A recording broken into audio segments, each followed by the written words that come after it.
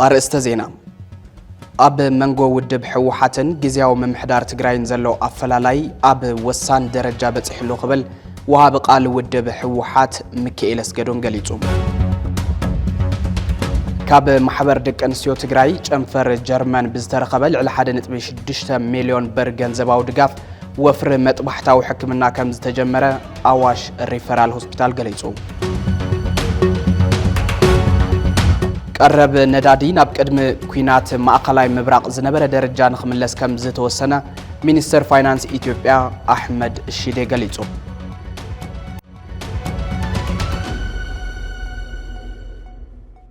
እዚ አገልግሎት ፈነወ ትግራይ ቲቢኤስ ቴሌቪዥን እዩ سلام تعنا هبلي كبراتن كبرانن كاب تبيس ورقاوي زفنو زينا براخه لمون كم وترو اواناوي حبريتات حيزو قريب اللهم نلومي ميازيا 21 2018 عامه مردما اب زتفلالي عودتات زدهبو حدش تفصامتات حيزنا لكم قريبنا لنا انا ناتنائيل فلق حبيركم كصنحي سناي مكتتال فلما أب منغو ودب حوحاتن جزياو ممحدار تقراين زلو أفلالاي أب وسان درجة بتحلو قبل وهاب قال ودب حوحات مكيل اسقدوم قليتوم مكيل اسقدوم مس بي بي سي أب زنبروت آنحيت منغست فيدرال بحاد وغن عدم سلطان بريزيدنت عدس ورد من نوحو نوعل بريتوريا زت حس مخوانون نت جزياو ممحدار زفرسون مخوانون قليتوم قدمش دش عامت زتمرت بيت مخرك الليل تقراي ناب سرحو كملسن حدوش بريزيدنت نت كابينين كمززون تلمي ودبو كم زخونا زفلت أمكيلة ليتنال جنرال تادس ورده سلاماون ديمقراسياون متحللاف منبر سلطان انت زي غيرو يقاقلو قبل اتنكيقوم اتوها بقال مس فيدرال منغست زنبره جمد ركب تبتيقو يكبلون አዳጊጉም ህወሓት መረጻ 2012 ተወንዚፉ ምበር ፈሪሱ ስለ ዘይነበረ ሕጋው ይብዝብል ምጉት ክሳብ ሕዚ ከም ዝቀጸለን اتتكال ابز حزوان 400 ويت كللنا اب تحت قصصر وصا هاغرات سلا زركب حدوش مرص امكياد كم زي كالن ات انكو اماراتي قدم حزز نبر بيت مخرينا بنبور مملاس كم زخونه كغلص مصيو بخالغص بريزيدنت تادس وردن وسانه ودب حوحات بتري انتقاومو تسمعيو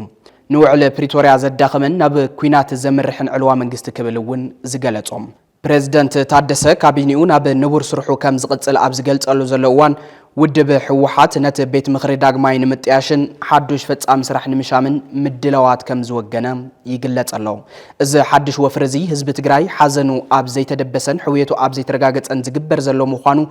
نبوزحات فلفل طرطارن سغاتن خوينولم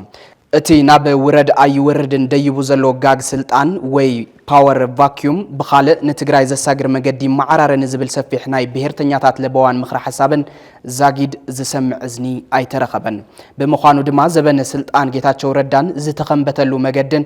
يدغم هلاو تعذبتي ገልጾም كبرات تخاتلتنا وعلى بريتوريا بعل فريسويو بنبار منغست كتكالو وزبل أقبالك على ودب حوحات مكيل اسقدومن نزي كما مفنقل منغست زقصر اندبت بريزيدنت تادسن اواديدو زحزت حزتو تخاتاتيلنا نملس حزي كيدو امنتا يبصحي زلو ياو تخص تجميري عفار وق تجميري سلمت وق تجميري نايدرن وق تجميري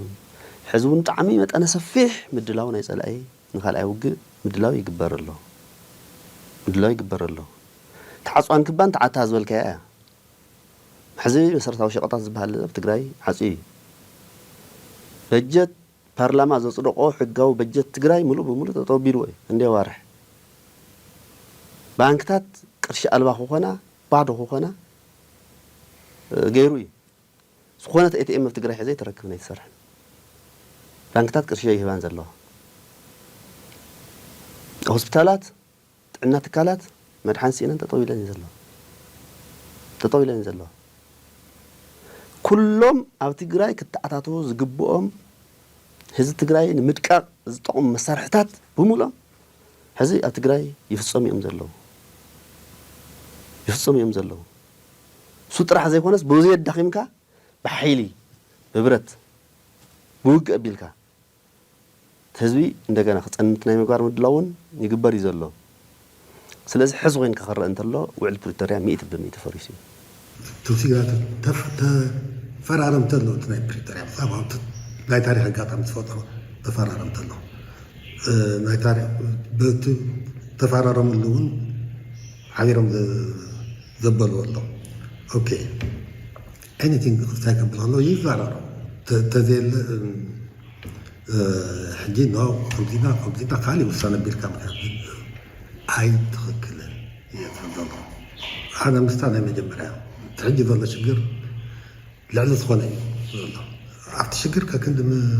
ንምፍታሕ ምፅሓፍ ንዓይ ክፀንሐ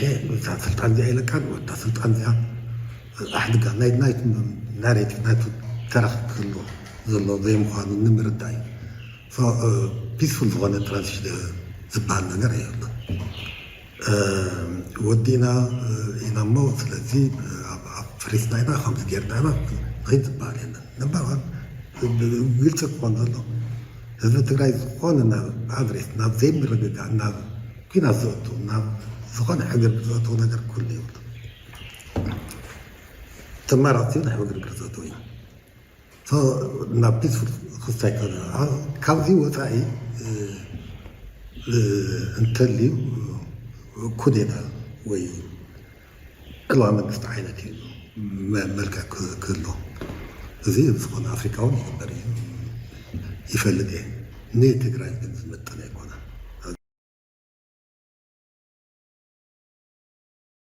ካብ ማሕበር ደቂ ኣንስትዮ ትግራይ ጨንፈር ጀርመን ብዝተረኸበ ልዕሊ 1.6 ሚልዮን ብር ገንዘባዊ ድጋፍ ወፍሪ መጥባሕታዊ ሕክምና ከም ዝተጀመረ ኣዋሽ ሪፈራል ሆስፒታል ገሊጹ በቲ ወፍሪ ሕክምና 40 ጉዳኣት ሓርበኛታት ትግራይ ተረባሕቲ ሕክምናዊ ግልጋሎት ክኾኑ ከም ዝተተለመን ኣብ ወፃእ ኣዲስ ኣበባን ትግራይን እቲ ሕክምና ይሳለጥ ከም ዘሎን ተሓቢሩ ተወሰኸለና ጉዳኣት ሓከምቲ ቶሎ ተሓኪሞም ቶሎ ሕክምና ረኺቦም እቲ ዝተፈላለዩ ዘርፍታት እናተፀበዮም ዘለዉ ዝፍለጥ እዩ ስለዚ ነዚ ዝሕግዙ ዝኽእሉ ቅዱሳት ተጋሩ ነዚ ቅዱስ ሓሳብ እዚ ደጊፍኩም ሕክምናዊ ደገፍ ጌርኩም እዞም ተጋሩ ጉዳኣትና ተሓኪሞም ናብ ንቡር ንክምለሱ ንኽተኽእሉ ፃውዒት የቕርብ ከምኡ ከዓነ ማለት ኣብ ዝተፈላለዩ ናይ ሕክምና ቦታታት ዘለዉ ብርክት ዝበሉ ከም ዘለውና ዝፍለጥ ኮይኑ ቶሎ ወዲእና ናብ ንቡር ንክምለሱ ንክንገድ ምንታም እቲ ንቡር ድጋፍ ንክግበር ፃውዒት የቕርብ ክብል ይመስል ዝበሉ ተሓከምቲ ኣለውና እዮም ብርክት ዝበሉ ሕክምና ዝጠርቡ ተሓከምቲ ሕክምና ዝፅበዩ ተሓከምቲ ኣለውና እዮም ከምኡውን ብርክት ዝበለ ናይ መድሓኒትን ናይ ናውቲ ሕክምናን ሕፅረት ኣለና እዩ ስለዚ ኩሉ ህዝብና መንግስቲ ዲያስፖራ ሰብ ሃፍቲ ከምኡውን ፈተውቲ ትግራይ ዝኾንኩ ኣብዚ ቅዱስ ተግባር ኣብ ምቕራብ መድሓኒት ይኹን ኣብ ምሕካም ሓርበኛታት ተዋፊርና ኣብ ዝሓፀረ ግዜ ሓርበኛታትና ናይ ሕክምና ድሌቶም ሙሉእ ንምልሰሉ ደረጃ ክንበፅሕ ኩላና ተሓጋጊዝና ክንሰርሕ ኣለና መልእኽቲ መሓላለፍ ደሊ እዚ ናይ ሃብቲ ምትእኽኻብ ኩላትና ከም ንፈልጦ ኮሚሽን ሓርበኛታት ሓላፍነት ተዋሂብዎ ካብ ኩሉ ማለት እዩ ኣብ መላእ ትግራዋይ ቦታዊ ትግራይ ደገፍቲ ቃልሲ ህዝቢ ትግራይ ሃብቲ እናተኣኻኸበ እዩ እናሓከመ ዝርከብ እዚ ንምስላት ተዋሂሉ እውን ኮሚሽን ሓርበኛታት በይኑ ወይ ከዓ ከም ትካል በይንና ክንዓሞ ስለዘይንኽእል መንግስቲ ትግራይ ወይ ከዓ ግዝያዊ ምምሕዳር ትግራይ እውን ሃብቲ ናይ ምትእኽኻብ ብሄራዊ ኮሚቴ ጣይሹ ኣብዚ ዓመት እዚ ጉዳኣትና 100% ንምሕካም ሃብቲ እናተኣኻኸብና ስለንርከብ እዚ ሰናይ ተግባር እዙይ ናብ ኩሉ ንክባፃሕ ግዴኩም ንክትፃወቱ ንሚድያታት እውን እግረ መንገዲ ክዕድው እየ ዝደሊ ቀረብ ነዳዲ ናብ ቅድሚ ኩናት ማእኸላይ ምብራቅ ዝነበረ ደረጃ ንክምለስ ከም ዝተወሰነ ሚኒስተር ፋይናንስ ኢትዮጵያ አሕመድ ሺዴ ገሊጹ አሕመድ ሺዴ አብ ዝሃቦ መግለጺ መንግስቲ አብ ህልው ንጥፈታት ምፍራይን መጓዓዝያን መሰረት በመግባር ቀረበ ነዳዲ ናብ ንቡር ክምለስ ከም ዝወሰነ ገሊጹሎም ብሰንክ እቲ ኩናት ቀረበ ነዳዲ ብፍርቅ ከም ዝነከየን አብ መዓልቲ 4.5 ሚሊዮን ሊትሮ ይቀርብ ከም ዘሎን ድሕሪ ምግላጽ ቅድሚ ኩናት ዝቀርብ ዝነበረ 9 ሚሊዮን ሊትሮ ነዳዲ አብ መዓልቲ ካብ ወጻእ ከኣቱ ተወሲኑሎ ክብላ ማዕኸናት ዜና ጸብጺበን መንግስቲ ድጎማ ነዳዲ አብ ወርሒ ብተወሳኺ 20 ቢሊዮን ብር ይህብ ምህላው ውን እቲ ሚኒስተር ገሊጹ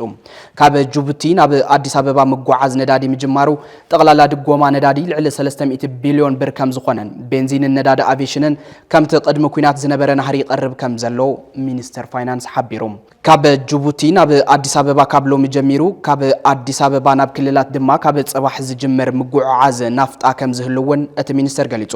ሕጽረት ቀረብ ነዳዲ ቅልውላው ቁጠባ ዓለም እንተናግዕን ንትግራይ ድማ ብፉሊ ካስዮ ዝኸኣለ ዓብይ ፍጻመን ሕመቕ ኩነትን ቁልጭ አቢሉ ዘርኢ ምልክት እዩ ተባሂሉ ዘሎም አብ ትግራይ ብምኽንያት ኩናት ማእኸላይ ምብራቅ ቀረበ ነዳዲ ክተኣጓጎል ምኽንያት ዋላ እኳ እንተኾነ ሕዚ ግና ነቲ ነዳዲ ናብ ትግራይ ንኽኣትውን ህዝቢ ሰሪሑ ንኽኣትውን ምእንታን ክምቹ ጊዜያዊ ምምሕዳር ምስ መንግስቲ ፌደራል ልዝብ ከካይድን አብ ትግራይ ምስ መጸ ድማ ቢሮ መጓዓዝያ ምስ ዝምልከቶ አካል በሓባር ብምዃን እኹል ምርድዳእ ገይሩ ፍትሓዊ ክፍፍል ነዳዲ ንኽህልው ይሰርሕ ኣለኹ ይብል ከዛሬ ቀን ጀምሮ የናፍጣ አቅርቦት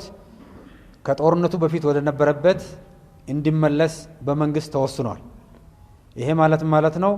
በቀን 4.5 ሚሊዮን ናፍጣ በአገር ደረጃ እናቀርብ የነበረው ከጦርነቱ በፊት ወደ ነበረበት ወደ 9 ሚሊዮን ሊትር የቀን አቅርቦት እንዲመለስ ውሳኔ ተመልሷል። ውሳኔውንም ተግባራዊ በማድረግ ረገድ ለአዲስ አበባ ከተማ ከዛሬ ጀምሮ ከጅቡቲ ከጦርነቱ በፊት ወደ ነበረበት የአቅርቦት መጠን ጭነት ከዛሬው ቀን ጀምሮ መጫን ይጀምራል ማለት ነው። እንዲሁም በክልሎች ደግሞ ለክልሎችም ከነገ ጀምሮ ከጅቡቲ ጭነት የሚጀመር ይሆናል። ስለዚህ የናፍጣ አቅርቦት ወደ ከጦርነቱ በፊት ወደ ነበረበት ሙሉ ለሙሉ እንዲመለስ ተወስኗል። ይሄም 9 ሚሊዮን ሊትር አቅርቦቱ ይኖራል ማለት ነው። እዚ ዜና እዚ ነታ ንሊትር 1,000 ብር እትሸይጥ ዘላ ትግራይን ንኣምቡላንሳታ ሓዊሱ ጉዕዞ ህዝቢ ካብ ናብን ጠጠው ናብ ምባል በፂሓ ዘላ ዓድን ዘለዎ ትርጉም ግልጽ ኣይኮነን። ኡጋንዳ ንኢትዮጵያውያን ሓዊሱ በኣማኢት ዝቁጸሩ ዘይሕጋውያን ስደተኛታት ከም ዝተኣሰሩ ገሊጻ ኣብ ርእሰ ከተማ ኡጋንዳ ካምፓላ ኣብ ከባቢ ቡኮቶ ኣብ ዝተኻየደ ሰፊሕ ናይ ጸጥታ ስርሒት ልዕሊ 200 ወጻእተኛታት ብፖሊስ ኣብ ቀይዲ ከም ዝኣተው ተሓቢሩሎም ብመሰረት ጸብጻብ ሚኒስትሪ ውሽጣዊ ጉዳያት እቲ ሃገር እቶም ኣብ ቀይዲ ዝኣተው ኢትዮጵያውያን ጋናውያን ካምቦዲያውያን ማይናማራውያን ስሪላንካውያንን ህንዳውያንን ከም ዝርከብዎም ተሓቢሩ እቶም ኣብ ትሕቲ ቀይዲ ዝኣተው ሰባት ትማል ምሸት ኣብ ሓደ መንበር ህንጻ ሃንደበታዊ ዘመተ ኣብ ዝተገበረሉ እዋን ዝተረኸቡ እዮም እቲ ስጉምቲ ንዘይሕጋውያን ስደተኛታትን ብዘይግቡእ ፍቃድ ዝንቀሳቀሱ ትካላት ንግድን ዕላማ ዝገበረ ኮይኑ ኩሎም እቶም ኣብ ቀይዲ ዝኣተው ጥርጡራት ቅኑዕ ናይ ጉዕዞ ሰነዳት ወይ ድማ መለለይ መንነት ከቅርቡ ከም ዘይከኣሉ ሰብ መዝ ገሊጹ ኣብዚ እዋን እዚ መንነት ናይ ኩሎም ውልቀ ሰባት ይረጋገጽ ከም ዘሎን እቲ ምርመራ ምስተዛዘመ ድማ ተወሳኺ ሕጋዊ ስጉምቲ ክውሰድ ምዃኑ ተገሊጹሎም ብሰንኪ ቅልውላው ፖለቲካን ዕድል ስራሕ ምፍጣር ዜጋታትን ብኣሽሓት ዝቁጸሩ ተጋሩውን ዓዶም ገዲፎም እንትኸዱ ካብ እስራትን ስቃይን ሓሊፉ ሞት ዘጋጥሞም ከም ዘለው ዝፍለጥ እዩ ክቡራትን ክቡራንን ቀድም ክበል ብዘይ ሕጋዊ መገዲ ናብ ስዑድ ዝኸዱን ፍቃድ ስለ ዘይብሎም ድማ ሞት ዝተፈረዶምን ወገናት ኣብ ህጹጽ ናይ ህይወት ኣድሕን ጻውዒት ከም ዘለው ገሊጽና መንባርና ይዝከር ነዚ ዕለታዊ ዘጓንፍ ዘሎ ሓደጋ ብሓፈሻ ንኸምዚኦም ዝበሉ ኣብ ትሕቲ ቀይዲ ሃገራት ዝኣተው ዘለው ዜጋታት ድማ ብፍላይ ኣመልኪቱ قلطوف فتح ዝጠልብ አጀንዳ ምዃኑ ዝገለጸ ቃል ሓላፊ ቢሮ ጉዳይ መናእሰይ ትግራይ ሓይስ ዋጋድስ ናባኹም ከነብል على خلص يخون من تكعب مطفردي فرد يقولون قال لله ملو تتخيل أنا عدهم كملة في البرنامج تناي إثيوبيا باسا وزلو على ما كيف محبرسبون تقافه هو من إنسان من دعينا محبرسا خبي يترخيو قال ذي الجيل كاب حدار جميرهم كراهور ولد دلو يوم سمع خمس وصفة مالتي خبا أتوم مشتي ما يجلا سلسلة ودش يسيف أتيلهم ملو خاصة كليتهم يتوسعهم هذه كلهم كما أحفظ تليوت ونشتي أذانا كعزنا ورق المياد من حرة رمضان كلفون كله يفصل شل زنور إيه هذه أحسن رمضان يتفتح في مصر بالفريدة مش هنا يرمز بعد كده እዚ ካብ ረመዳን እውን ሓሊፋ ድሕሪ ረመዳን እውን ምቕታል ጀሚሮም ሰይፍ ጀሚሮም ካብቶም ሞት ፍርዲ ማለት እዩ ስለዚ ኩሎም ክስይፉ እዮም ብዝብል ስግኣት ካብ ወለዲ እውን እሺ መፅዩ ስለዚ ብዙ ምክንያት እዩ ኣብቲ ደብዳቤ ነተይ ተኣቢለየን ዘለኹ ኩለን ተነጥታት ምስተን እየን ዋና ዋና ማለት ኣብ ማሕበራዊ ሚድያ ጥራሕ ይዘዋወረሎ ትብል እየ ኣትንሸየ ዘለኹ ዝኾነ ይኹን ዜጋ ኣብ ዝኾነ ይኹን ዓዲ ክእሰር ከሎ ውጭ ጉዳይ ሚኒስቴር ጠበቃ ኮይኑ እዩ ዝተራኸብ ዜጋታቱ ማለት እዩ ኣብ ስዑዲ ብ100 ሸሓት ተኣሰረሉ ኣይጥይቕን ወቀሳውን ብሓደ ገዝናታቶም ባይዘይቱ ጽሒፈዮ ዘለኹ ንዜጋታት ኩምስ ይትከታተሉን ዘለኹም እንዲያ ተማርና መልእክታ ተሓርካዓቶም ኤምባሲታት ብዙይ ተኸታቲሎም ንምንታይ እዮም ዝክተሉ ዘለውን ቆላሕ ስለዘይብሎም ክንድሌቶም እዮም ዝውስሉ ዘሎም በር ናይ ኣውሮፓ ገለን ተዝኸውን ከምዚ ዝበለ መስፈርደ ይውስሉ ስለዚ ንዜጋታቶም ሓደ ጠበቃ ክኾኑ ኣለዎ ይከታተሉ ኣለዎም ብሕጊ ወጥ ይኽድ ብሕጋዊ ይኽድ ብዘይገድስ ዜጋ እንዲ መንግስት ከዓ ንዜጋ ይደው ዝብል ስለዚ ዜጋታት ካሕተት እዩ ተኸራኸር ንመሰሎም ንድሕንነቶም ከዓ ብሂወት ክተርፉ ዓዶም ክምለሱ ክስራሕ ዘሎ ስራሕ ምስ ናይቲ ዲፕሎማሲ ቃልሲ ግበር እዩ ንሳያ ዋና መልእክቲ ማለት ድምፂ ንኾኖም እየ በቃ ዝብል ኣነ ኣብ ኩሉ ብሚድያ ገለ ከምኡ ክንብል ከለና እቲ ዓለም ኣቀፍ ሚድያታት ብፍላይ እንተረኺቦሞ ዙ ሓበሬታ እዚ ንዓለም ኣቀፍ ሚድያ እንተዝሓልፍ እሞ ዓለም መንግስታት ሰብኣዊ መብቲ ኮሚሽን ካልኦት እውን ተዝሰምዕዎ ፅዕንቶ ምፍጣር ይኽእሉ እዮም ዋላ እቲ ኢትዮጵያ መንግስቲ እውን ሓፍር ይድንግጥ ዓለም ኣቀፍ ሚድያታት ብፍላይ እንተሕሊፎሞ እዚታት ንስሃውን ናይ ኣምሓርኛ ፕሮግራም እንተሃሊኩም ብኣምሓርኛ ገለ ክሓልፍ ኢትዮጵያ ሙሉእ ክነቃነቅ እውን ክሻዕ ምግባር እንትኸይና እቲ ውጭ ጉዳይ ሚኒስተር ተነቃቂሑ እቲ ኤምባሲ እውን ሓሳብ ሒዝቦ ክጥይቆም ይኽእል እዩ እስር ቤት እውን ተስፋይ ገርናያ ኢና ዘለና ፍሉይቲ ቦታ እውን ጠቂስና ስለዚ ኣብኣ ከይዶም እንትውሕድ ቀይሕ መስቀል ይኹን ካሊእ ሰብኣቶች ከይዶም ክጥይቁ ምግባር እያ ሳያታ መልእክቲ ንሓልፍ ዘለና ኢትዮጵያውያን ነጋዶ ኣብ ጆሃንስበርግ ሲቢዲ መጥቃዕቲ ከም ዝበጽሖም ተሓቢሩ እቶም ኢትዮጵያውያን ወነንቲ ትካላት ንግዲ ኣብ ደቡብ ኣፍሪካ ጆሃንስበርግ ሲቢዲ ህይወቶም ኣብ ሓደጋ ከም ዘሎ ተገሊጹ ዘሎም እቶም ኢትዮጵያውያን ኣገልግሎት ዜና ደቡብ ኣፍሪካ ኣብ ዝሃብዎ መግለጺ እቲ ኣብ ቀረባ እዋን ዝተፈጸመ ቅትለት ስዒቡ ዓሚቕ ስግኣት ከም ዝገደፈሎም ገሊጾም እቶም ትማል ዝተቀተሉ ኢትዮጵያውያን ኣብቲ ከባቢ ኣብ ዝርከብ ማክዶናልድ ቁርሲ እናበልዑ ገጾም ብመሸፈነ ኣፍና ፍንጫን ብዝተሸፈኑ ሰባት ዝተፈጸመ ምዃኑ ተሓቢሩ ምስቲ ቅትለት ብዝተተሓዘ ኣብ ትሕቲ ቀይዲ ዝኣተወ ሓደ ኣካል እኳ እንተዘየለ ፖሊስ ደቡብ ኣፍሪካ ግን መርመራ ጀሚረ እዩ ዝብል ኣብ ደቡብ ኣፍሪካ ዝነብር ኢትዮጵያዊ ነጋዳይን ተጣባቂ ሰብኣዊ መሰላትን ሃሊ ሻሚቦ ነቲ ማዕኸን ዜና ኣብ ዝሃቦ መግለጺ እዚ ሕዚ ዘሎ ኩነታት ንዓይ ሓዊሱ ንመላእ ማሕበረሰብ ስደተኛ ኣብ ደቡብ ኣፍሪካ ዝነብር ኢትዮጵያዊ ነጋዳይን ተጣባቂ ሰብኣዊ መሰላትን ሃሊ ሻሚቦ ነቲ ማዕኸን ዜና ኣብ ዝሃቦ መግለጺ እዚ ሕዚ ዘሎ ኩነታት ንዓይ ሓዊሱ ንመላእ ማሕበረሰብ ስደተኛታት ስግኣት እዩ በለሞ ካብ ትማል ጀሚረ ኣይደቀስኩን እዚ ኣብ ልዕሊ ኢትዮጵያውያን ዝፍጸም ውጥን ምጽናት ዓሌት እዩ ኸበል ርእይቱ ገሊጹ ሓንጎል ወዲሰብ ንምጽጋን ዕላማ ዝገበረ ብቢልዮናት ፓውንድ በጀት ሓዱሽ ፕሮጀክት ዕላው ኮይኑ መንግስቲ ዓባይ ብሪጣንያ ነቲ ኣብ 2023 ክኽፈት ዝተለሞ ትካል መጽናዕቲ ኣርያ 1.3 ቢልዮን ዶላር መዲቦ ኣብ ምንቅስቓስ ከም ዝርከብን ከም ኣልዛይመርን ሕማም ውድቕትን ዝኣመሰሉ ናይ ስነ ኣእምሮ ጸገማት ንምሕካም معبول تكنولوجي حيزو يسرح كم زلهم أفليتهم إذا تكال بموديل أمريكا داربا موديل إذا تسرح خوين أبز وان زين إلكتريكاوي سيركيوت حنقول جمد نمتاو 69 مليون باوند يوت خمزلهم حبيرهم بمسار الدايركتور جوا كارولان مبزحتو محمامات أمره أب مسمارات إلكتريك حنقول بزفتر زي من رجع ويدما زين بور متأسسار زمت كم زخنن نظام من جدتات تكنولوجيا تحجزك بعبي يتنك أقام متسجان إت إنكو مجدي نتتسجم نمفتح يقبل جاليتهم إت إنستيتيت أبز حزوان عصرت تشعات جوجلتات متصنعت زمول كوينو كاب ألترا ساوند كسب جين ثيرابي زرجح متصنعت يجبر كم زلهم تحبيرو ات بروجكت تسفا زهب كم زخنن ጭንቀት ወልፍን ካልኦት ከበድቲ ኩነታት ጥዕና ንምፍዋስ ዝሕግዙ ተባሂሉ ات بروجكت ፈታን እኳ እንትኾነ ውጽኢቱ ግን ከም ክታበት ኮቪድ-19 ህይወት ዝቕይር ክኸውን ከም ዝኽእል ዋና አካያዲት ስራሕ አርያ ካትሊን ፊሸር ገሊጻ ኣብ መወዳእታ ዜና TBS TV ስሩዕ ፈነወ ካብ ዝጀመረ ልእዋን ፈሊሙ በቦርሑ ፍሉይ ናይ ትኩረት አንፈትና ነጸረ ዜናን መደባትን ቀሪጹ ኣብ ምፍና ምጽንሑ ይዝከር እዚ ሒዝና የዘለና ወርሕ ሚያዝያ ኣብ ትግራይን ዝሓለፉ 5 ዓመታት ዝቀጸሉ ዓበይቲ ህዝባዊ ጸገማት ሕዝውን ስፍሓትን ዕምቆትን ወሲኾም ይኸዱ ምህላዎም ስዒቡ ይፈርስ ዘሎ ክብረ ብሔር ይሃስስ ዘሎ ድሙቕ ታሪኽን ይብተን ዘሎ መንነታዊ ባእታን ስጋኣት ኩናት ተሓዊስዎ ክፈጥሮ ዝኽእል ውድቀት ኣብ ምእራም ዘድህበ ኮይኑ ናሃረ ኩናት ንምክልኻል ባይታ ሰላም ንምስፋሕን ክምቹ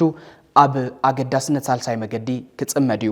ባህረ ሊቃንን ፖለቲከኛታትን እታ መንግስትነት እትጠልብ ዘላ ትግራይ ጸገም ትግራይ ኣብ ትግራይን ብደቂ ትግራይን ኣብ ክንዲ ምእላይ ንምፍታን حق ترخات جليون سمين جليون دبوب تفناجلو نهر بوليتيكانا بتخنتات تقارناتن ربح حزبي حزوم بزقدو جونساتن زقلت كوين اللهم أبز خمس زبالة مفنج على ما أخلو تجراي زجبر نزدلو يربحان زمدنا عندما مس سمين يكون دبوب أب تمت أنا ميزان كوين ركب زمسرت بوليتيكا يدلي إزدما سالساي مجديل كاموسادي كال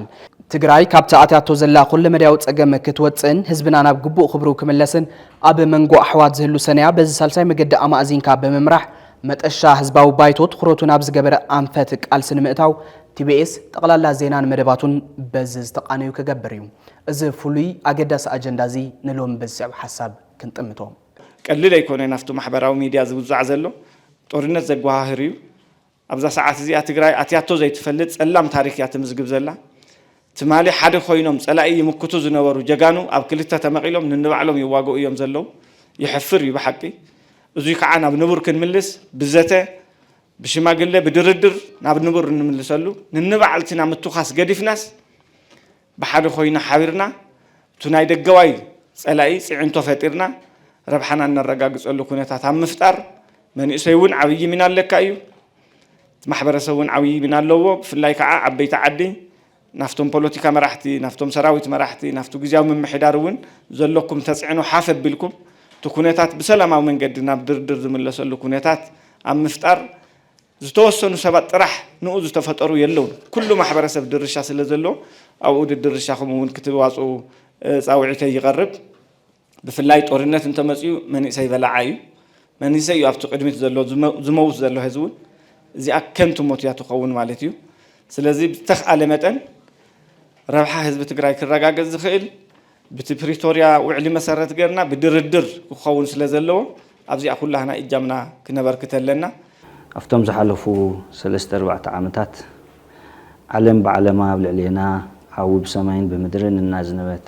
صناتنا تشوف أديتاتنا تدفرا أو كبان عصوان كوينا مش كله صقاماتنا بدينا يوم نمنتاي حدنت سلازنا ورنا مناسياتنا عدياي تدفرن بزول تا أنكو هيوتهم نكوه وفيرهم زلوا أدكا كيلو إلى مرقة نابخي زي كونتس عدهم وحوس إلى سد النيرة نتوي نايستفلاليو عدتات تكنولوجي نايستفلالي حيل سب زخلو أول علينا زفسس دما بدهنا يو بزدنا ملكو عالم بزدنا ملكو زي درجة تزنور نجر عشان يفنا يوم هزجن كانوا يأكلنا تجراي تشمريرة نسخة بستفعل عليه جزء واحد النتنا بستفعل عليه حيلتات تتعيزو أو رؤوس زيد ما أفتاز الله تناون سلام سينا بتلي ببوليتيكا مراحتي زي تأيتلنا تجراين تجارون زي مقدامي تازا حزنة تاده تأكل سأنا من إسي أتوما ودقة خوينهم قرون نفاسن ناتوقعو تمال من أنت تجراي لهم زوفرو نتجارو زي متن بزحفر ملكعو هذه نوري أزلنا تجراين تجارون زي مقدام يو ني حدنتنا تنكي إلى زردا